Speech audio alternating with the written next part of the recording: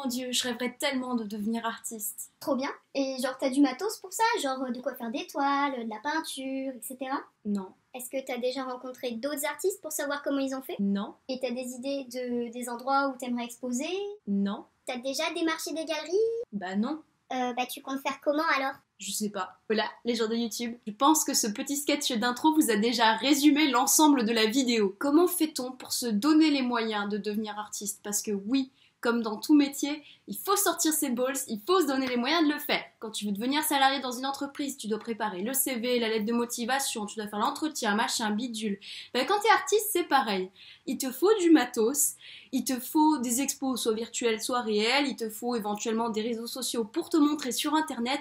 Bref, c'est du boulot tout ça. Alors pour l'instant, je vais pas rentrer dans des considérations trop compliquées de comment faire pour bien se vendre, comment on fait pour rencontrer nos futurs clients, etc. Là, pour l'instant, je vais vraiment me focus sur le fait de lancer son activité. Et donc pour cela, je vais te présenter 4 étapes. J'adore faire des vidéos avec 4 à chaque fois. 4 étapes qui peuvent, a priori, être essentielles pour bien démarrer ton activité d'artiste.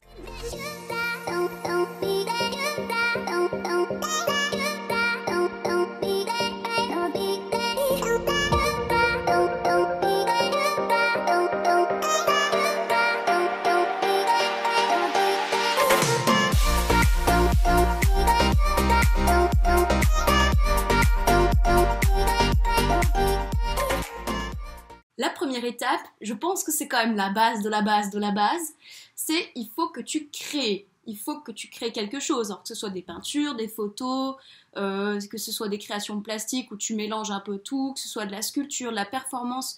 Tu peux faire ce que tu veux, mais il faut quand même que tu fasses quelque chose. Parce que sinon, a priori, à moins que tu sois vraiment un artiste conceptuel, l'art, faut quand même créer quelque chose, a priori. Même Marcel Duchamp, quand il faisait des ready-made, il modifiait quelque chose, mais du coup, il y avait quand même un acte créatif sur les objets. Bon, je vais pas rentrer dans des considérations trop philosophiques, on met ça de côté, ok? Et donc, pour créer, a priori, on va pas partir de rien, hein, on va avoir besoin de matériel. Pour le coup, quelle que soit la technique que tu veux utiliser, quel que soit le matériel dont tu vas avoir besoin, la première chose dont tu vas avoir besoin pour acheter ce matériel-là, comme disait l'autre, tu vas avoir besoin de argent. Bien évidemment, tu peux faire le choix d'utiliser des matériaux de récupération qui là, c'est génial, ça ne te coûtera rien. Mais si jamais tu utilises par exemple de la colle ou ce genre de choses, bah le budget colle, quand tu colles beaucoup de choses entre elles, ça peut revenir cher quand même. Donc oui, besoin d'argent. C'est un peu délicat de parler de ça parce que je sais que la plupart des artistes, je vais pas dire tous les artistes, mais la plupart d'entre nous, quand il s'agit de parler d'argent, on est là, non mais arrête, tais-toi, stop, je quitte la vidéo, hop là, hop, on n'en parle plus. Si vous n'avez pas envie d'entendre parler de ça, vous pouvez toujours scroller ou arrêter la vidéo, mais bon, c'est quand même dommage parce que c'est quelque chose dont on a besoin dans la vie de tous les jours, c'est quand même essentiel. Avant de tout de suite partir dans votre trip à acheter énormément de matos, si jamais vous avez de quoi acheter énormément de matos, l'idée c'est d'y aller quand même petit pas par petit pas. On peut pas acheter n'importe quoi comme matériel, n'est-ce pas? Le mieux c'est avant tout de se renseigner. Alors, je pourrais pas vous aider pour tout et n'importe quelle technique, mais je pourrais surtout vous aider pour la peinture. Donc pour la peinture, ce que je vous conseillerais, c'est de regarder les vidéos de Anthony Chambaud. Je vais mettre son nom ici et je vais mettre sa chaîne en description. Et aussi les vidéos de Fanny Duhem. Donc ce sont des artistes dont je regarde souvent les vidéos sur YouTube parce que je passe ma vie sur YouTube. Et bah franchement, j'ai été super étonnée parce que juste ils nous donnent les techniques et ils donnent aussi parfois le matériel qu'ils utilisent pour faire ces techniques-là. Et bah juste ça aide à repérer quels sont les matériaux à utiliser qui sont de bonne qualité et ceux qui a priori vaut mieux pas utiliser. Après je vous parle de ça, mais je sais que si vous êtes déjà un artiste complètement passionné par le sujet, vous avez probablement regardé toutes les vidéos qui existent sur YouTube, sur internet, vous connaissez déjà tout. Donc je vais peut-être pas m'éterniser sur le sujet. Donc malgré tout, pour résumer, l'art c'est quand même un petit investissement. Il faut quand même réfléchir avant de voir qu'est-ce qu'on doit acheter finalement. Et il faut quand même mettre un petit peu de côté pour ce budget-là parce que si tu veux vraiment te lancer dans une carrière d'artiste, il faut le petit budget qui va avec. Alors, le deuxième point, celui-ci, j'ai envie de dire, il est optionnel, on n'est pas obligé de le faire, mais de mon point de vue, il reste essentiel. Il te faudra rencontrer d'autres artistes, et oui. Sortir de son chez-soi, de son petit cocon pour aller voir ce que font les autres dans les salles d'expo, dans les galeries, dans les musées, ou sur les réseaux sociaux, Pinterest, Facebook, Instagram. L'idée, c'est de se remplir la tête de ce que font les autres. Déjà pour toi t'inspirer, pour t'inspirer de leur technique, pour t'inspirer juste de ce qu'ils font, mais aussi sans prétention aucune, éventuellement, pour voir si toi-même, tu te verrais exposé dans le lieu en question. Si, je t'assure, franchement, l'imagination fait beaucoup de choses. Et ce qui peut être bien aussi, c'est de rencontrer non pas seulement les œuvres de l'artiste, mais aussi l'artiste en lui-même. Pourquoi ? Parce que justement, ça peut te permettre, toi, de lui poser des questions sur sa vie, sur ses études, sur comment il en est arrivé là, sur pourquoi il a choisi cette galerie. Tu peux avoir énormément de questions à lui poser sur les techniques qu'il a utilisées, sur pourquoi il préfère cette couleur plutôt qu'une autre, sur, je sais pas, qu'est-ce qui l'a inspiré à faire de la sculpture avec du verre plutôt qu'avec du bois, j'en sais rien. Même si au préalable t'es pas forcément fan de ce que fait l'artiste, si t'es fan tant mieux, mais même si t'es pas fan, le fait de poser ces questions-là, ça va t'enrichir, ça va enrichir ta pratique, et juste ça va te permettre d'avoir des connaissances dans le milieu, parce que le réseau, on le dit jamais assez, mais le réseau dans la vie artistique, c'est très très très important aujourd'hui. En plus, si vous vous entendez bien, vous pouvez toujours vous échanger sur les cartes, les numéros, réseaux sociaux, etc. Il est toujours possible que vous vous revoyiez, soit dans son expo, soit à son atelier, que vous discutiez, et par pur bonheur, si ce que tu fais et ce que fait l'artiste, vous vous plaisez l'un l'autre, je sais pas si ma phrase a un sens, il est toujours possible après que vous travailliez ensemble, peut-être dans une exposition, peut-être vous pouvez faire un travail ensemble, une collaboration, ça peut déboucher sur énormément de choses et qu'on soupçonne pas forcément au début. Donc voilà, de mon point de vue, intéressant à expérimenter. On passe au point suivant. Alors, j'en ai un tout petit peu parlé dans le point précédent, le fait de trouver des lieux d'exposition. Là encore, tous les artistes n'aiment pas forcément les expositions physiques, mais à mon goût, ça reste le meilleur lieu pour rencontrer les gens en vrai, pour pouvoir discuter avec eux de ton travail, pour avoir des retours. Quand tu fais des vernissages, c'est toujours sympa de se faire une bouffe avec les gens qui sont là. C'est toujours chouette à expérimenter, je trouve. À la fin de la vidéo, je suis sûre, il y en a 2 ou 3 qui vont me dire en commentaire le nombre de fois que j'aurais utilisé le mot expérimenter dans ma vidéo, c'est sûr. Bravo Alban, grâce à cette technique, tu incites les gens à dire quelque chose en commentaire. C'est très très bien ça. Et puis, à mon goût, le lieu d'exposition, selon comment tu le choisis, ça peut être un lieu qui justement fait partie de ton travail. Mettons par exemple, moi j'aimerais bien exposer par exemple soit dans une entreprise scientifique, soit dans un hôpital. Mon rêve, ça reste la Cité des Sciences à Paris. Comme je travaille énormément autour du science art, le science art, le mélange entre l'art et les sciences, c'est justement pour ça en fait que je choisis ces lieux-là, c'est parce que justement c'est des lieux qui à mon goût, sont appropriés à mon travail. Alors quand on débute, on a tendance à choisir un peu les lieux par défaut, les lieux qui vont nous accepter. Alors franchement, c'est très très bien pour un début. Le fait de démarcher pour avoir déjà ces lieux-là pour exposer, c'est déjà énorme. Et ce qui est pas mal aussi, c'est de démarrer avec des petites expositions collectives, genre avec un petit collectif d'artistes, avec une association. Quand tu fais partie d'une association, franchement, ça c'est génial pour débuter. Et même après, pour te construire au fur et à mesure. Et quand tu kiffes être dans une association ou dans un collectif, t'as tendance à vouloir réexposer avec eux au fil du temps.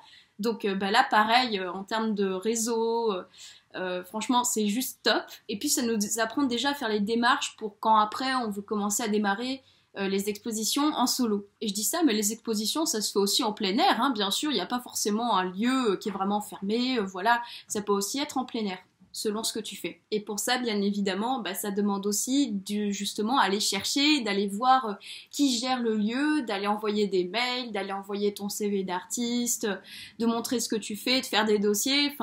Au bout d'un moment, on commence à être rodé sur les dossiers parce qu'à force d'en faire, t'en as jusque là et au final, tu sais comment il faut faire, quoi. Mais ça demande quand même de sortir un peu de sa zone de confort et d'aller chercher, parce que quand tu vas pas chercher les galeristes, quand tu vas pas chercher les gérants d'une salle, c'est pas eux qui vont aller te chercher.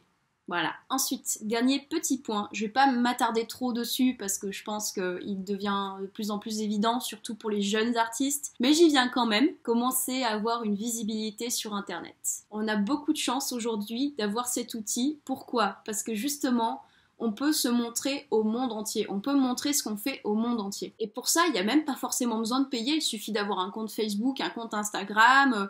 T'as un certain nombre de personnes qui te suivent, qui commentent ce que tu fais. Tu peux même faire des ventes sur Instagram. Ça peut arriver. Et selon ce que tu fais, il peut même y avoir des réseaux sociaux qui sont plus adaptés que d'autres. Je sais par exemple que Instagram, c'est un réseau social où justement on poste énormément de photos.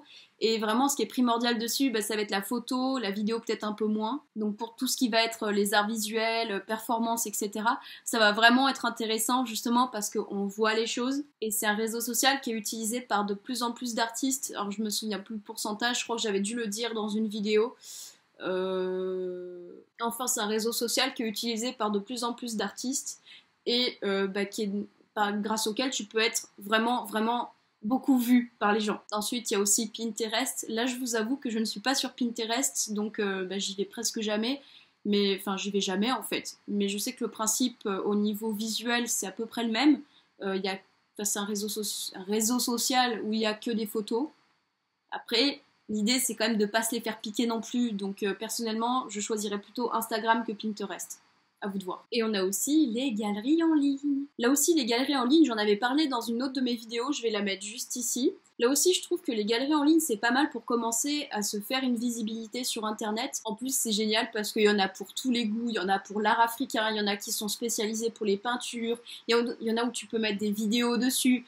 Enfin, il y en a vraiment pour tous les goûts. Et il y en a aussi dans beaucoup de pays, dont la France. Tu n'es donc pas obligé de t'inscrire dans une galerie américaine où tout est en anglais et juste tu comprends rien. C'était juste un exemple. Personnellement, je me suis inscrite sur Art Majeur. C'est une galerie que j'aime beaucoup, même si les ventes sont vachement laborieuses dessus. L'idée, c'est plus justement de se montrer et les gens sont super bienveillants dessus. Donc quand tu débutes, c'est bien parce que ça te permet d'avoir une validation des autres et ça permet d'avoir confiance en soi. Et petit plus, c'est une galerie qui est française et dont le siège est basé à Montpellier, donc en France. Et comme elle est traduite en pas mal de langues, on a quand même un certain nombre de pays qui sont représentés dessus. Je sais pas combien exactement, mais c'est quand même une galerie qui est internationale, donc c'est plutôt chouette. Et quand je dis que les ventes sont plutôt laborieuses dessus, j'ai quand même réussi récemment à faire mes premières ventes dessus. C'était pas une vente d'œuvre originale, par contre c'était une vente d'impression. Mais ça reste quand même chouette, hein, ça fait des sous en plus dans le porte-monnaie, quoi. Après, récemment, je me suis aussi sur la galerie Saatchi. Alors, je vous en parlerai pas forcément dans une vidéo parce que je la connais pas encore, je viens juste de m'y inscrire. Mais c'est vrai qu'on m'en a dit beaucoup de bien. Et écoutez, je vais tester. Et puis, si jamais vous voulez en savoir plus sur comment mon expérience sur Saatchi Art se passe, je pourrais faire une autre vidéo peut-être plus en détail sur cette galerie ou sur les galeries de façon générale. Parce que, je vais pas vous dire que j'en connais beaucoup, mais j'ai quand même fait ma petite étude dessus pour savoir laquelle est faite pour qui. N'hésitez pas aussi à me dire en commentaire si vous voulez que je fasse une vidéo un peu plus en détail sur la visibilité, comment se rendre visible en tant qu'artiste. Parce que je pense que c'est un point sur lequel on pourrait faire une vidéo entière. Ah oui, là j'ai survolé très très vite, mais il y a énormément de choses à dire dessus. Donc si le sujet vous intéresse, je peux faire une vidéo dessus, avec plaisir. Cette vidéo est à présent terminée, n'hésite pas à me dire si elle t'a plu et s'il y a des points sur lesquels tu veux que je revienne un peu plus en détail. Moi ça me fera très plaisir d'en parler un peu plus, alors je préfère le redire quand même.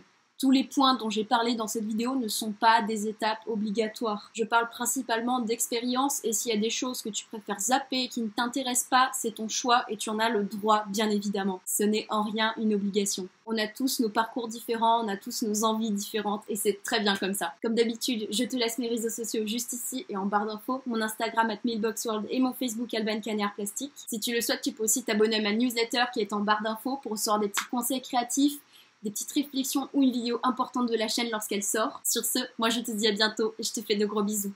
Gros cœur sur toi.